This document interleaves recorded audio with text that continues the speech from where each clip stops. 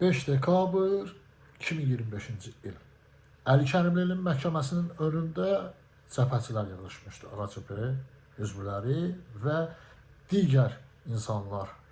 AXÇP sədri Əli Kərimlinin məhkəməsinin qabağına ona görə gəlmişdilər ki, etiraz edirdilər insanlar və onları polis həbs edib. Bu günləri Bakıda kütləvi həbslər baş verib. Bunu yenə də Azərbaycan hakimiyyəti, şəxsən İlham Əliyev öz qorxusunu bir daha öne çıxardı və xalq bunu bir daha gördü. Ona görə də hər bir Azərbaycanlı anlamalıdır ki, bu günlər Əli Kərimlinin həbsi İlham Əliyevə sərf edir. Bu günləri ona görə o sərf edir ki, Azərbaycanda Azərbaycanlıları ayıltmasın.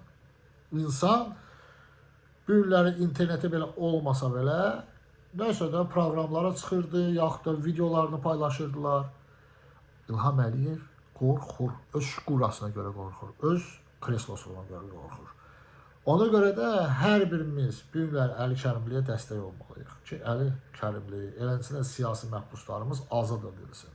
Bizim İlham Əliyevdən hələ ki yeganə tələbimiz budur ki, siyasi məhbusları azad et, Əli Kərimli, Məhəmməd İbrahimli azad edilməlidir. Onlara sən şərləmisən, şər atmısan və bu şərbazlığını da yerinə qoy.